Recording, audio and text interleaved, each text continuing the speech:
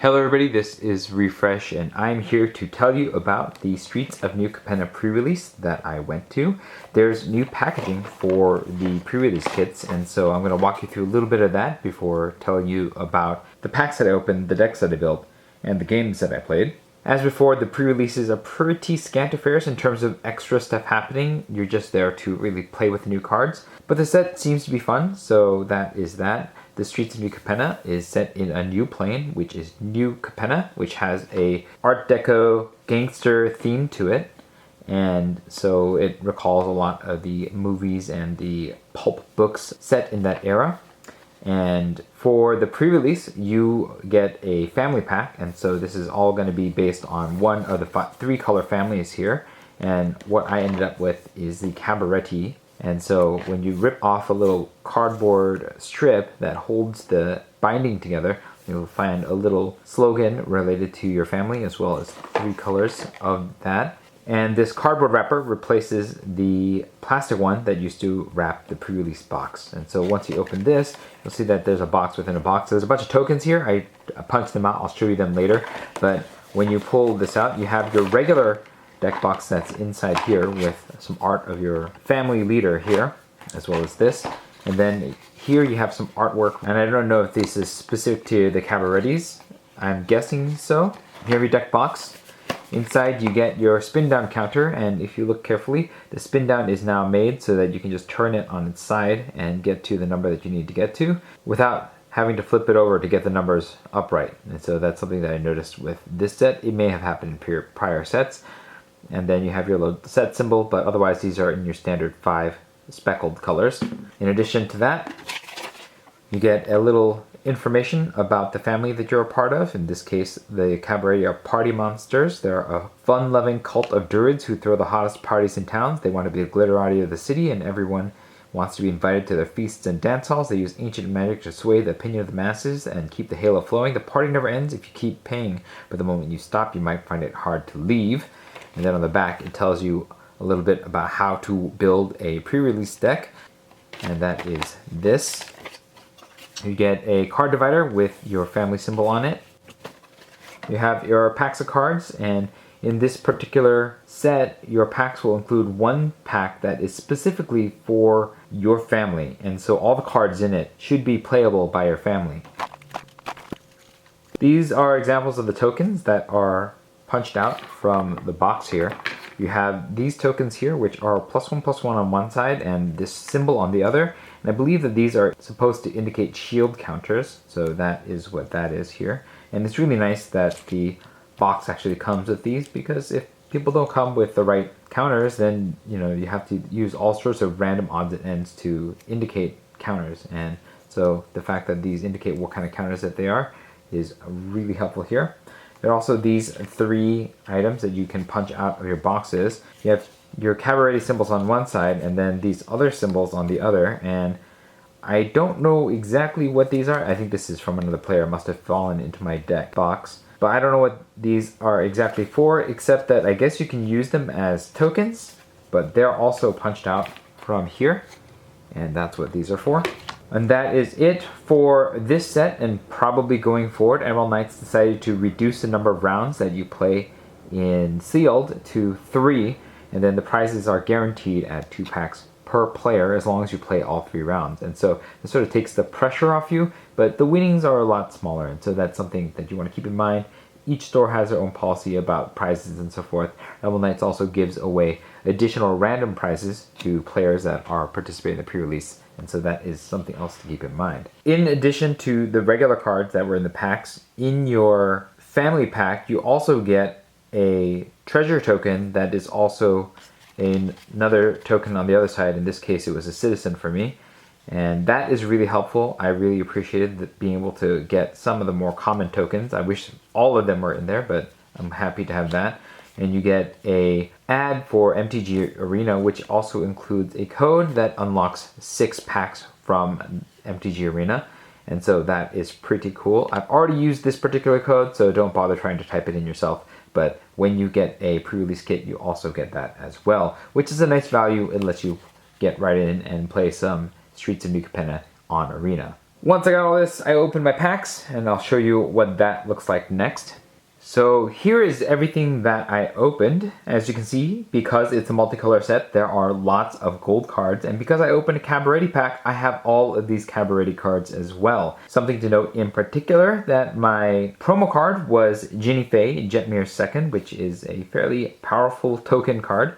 And then we have 2 mythic rares in the packs, including an All-Seeing Arbiter in blue and the Halo Fountain in white. There were also 2 Aven Heartstabbers in Demir. A Fleetfoot Dancer, also in Cabaret, was a rare in a pack, and then the final rare that I had was Widespread Thieving over here, and that accounts for all of the rares that I opened. We had some really powerful cards in colors that weren't Cabaret, but because I had so many strong Cabaret cards and so many interesting synergies, of course I was drawn to play Cabaret, and that would also let me play the Celestia and the Gruul cards as well. And then the question that I had was, should I try to splash anything?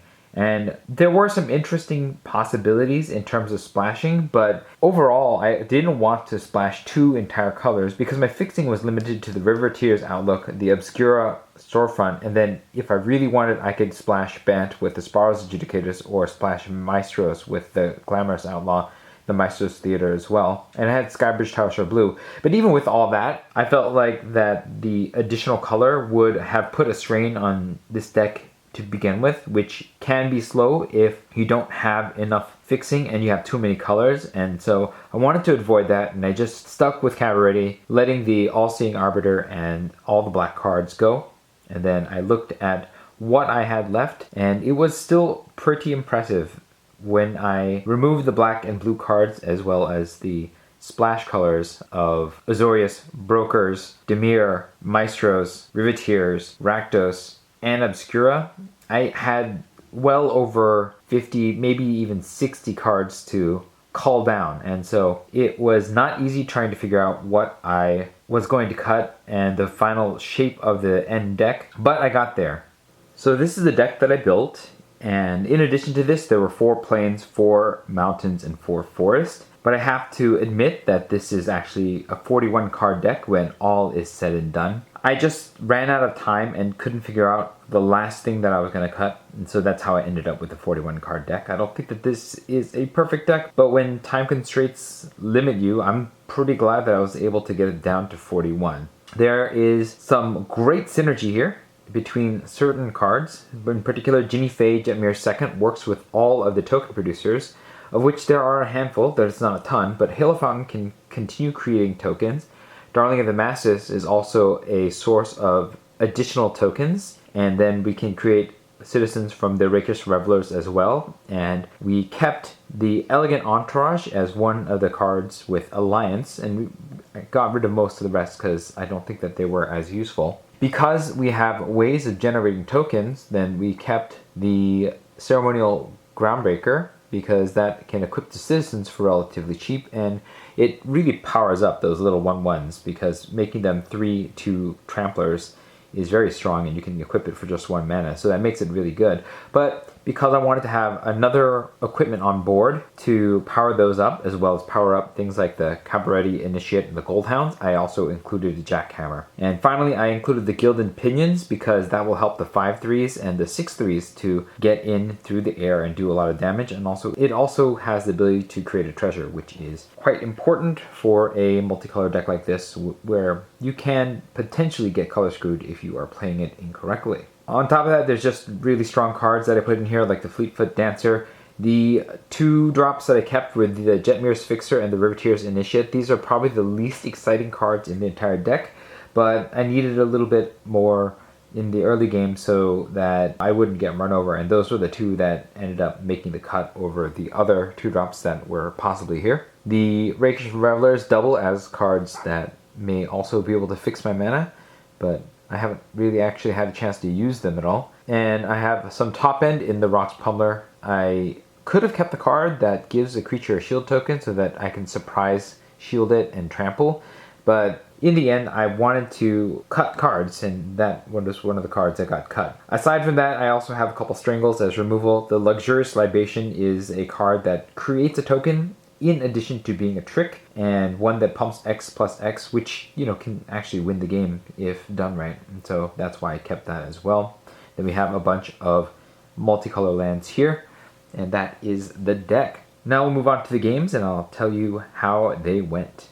Now let's talk about the games that I played in this pre-release. In my first match, I was up against a Maestro's deck, and the pilot rolled higher than me and chose to go first and managed to build quite the scary board at first while I was mana screwed. However, I managed to overcome my mana screw and my opponent started flooding out, and then I eventually were able to overtake them in terms of their value and get the win, even though I mulliganed to 6 in the first game. In the second game, my opponent decided to be on the play again, and we both mulliganed to 6. In this particular game, we were a lot more evenly matched, and I think my opponent made a few greedy blocks that ended up giving me a slight card advantage. They were able to play Lord Xander by the end of the game. However, by then had gone wider than they did, and I had enough power on the board between all my creatures that I was able to get in for the win, but it was a very close one. And should they have swung with Lord Xander, I don't know if I was going to be able to survive that. And so I ended the first match 1-0 and moved on to the second match. My second match was up against a Riveteers player, and in the first game, I managed to roll high and decided to be on the play. And my opponent took a mulligan to 6, which was probably to their detriment. But even more than that, I think because I was able to power out a lot of creatures early with some treasures, including the rock security, I was able to glide that into a high amount of damage early on. And even though they were able to stabilize a little, I think because I'd been able to do so much damage early, they were stuck chumping and or making unfavorable blocks to stay alive, and I was able to beat them before they were able to play their bomb on the following turn.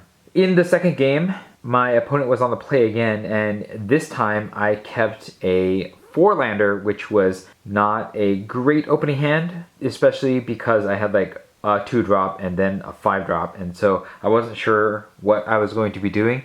But it wasn't too bad at first. My opponent definitely had the board advantage at first, and eventually that was able to pressure me down, especially once my opponent was able to play a Titan of Industry, which is a ridiculous card, which managed to 2-4 on me. And with that done, I didn't really have much in the way of blockers left, and so I conceded, knowing full well that I wasn't going to make it any further. In the final game, I went first, and my opponent mulliganed to 5, and I think that that's what did her in. But I was also able to put together the Cat Lady combo, which basically is Ginny Fae and the Darling of the Masses, being able to attack with Ginny Fae and Darling of the Masses, creating tokens that turn into 2/2s, and then the ability to generate all that, especially when you have the wings that give the Darling of the Masses flight, just made my engine very, very strong. And I also had the 4/4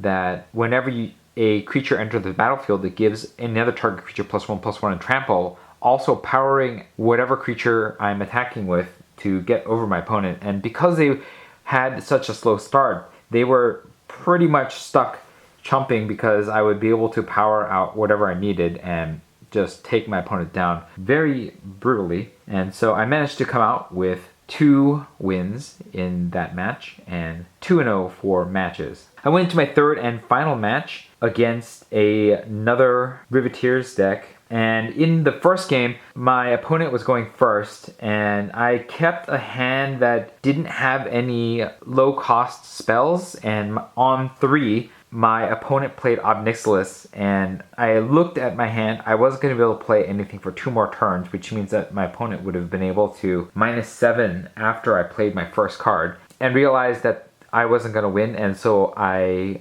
conceded immediately. And then in the second game, I decided to go first, but I also mulliganed. And this was potentially going to be much closer, but my opponent played a cleanup crew, which actually broke the citizen-specific equipment, and so that suddenly put me on the back foot as my opponent got a 2-for-1 with a 6/6 on board. And then they played another card called Freelance Muscle, which gets power or toughness equal to the greatest power on their side of the board, which happened to be the 6/6 cleanup crew, meaning that they were blocking or attacking for 10 power with that creature. And I wasn't able to find a way to get past that or survive that, especially since they were shooting down my token generators that would have at least given me the ability to chump.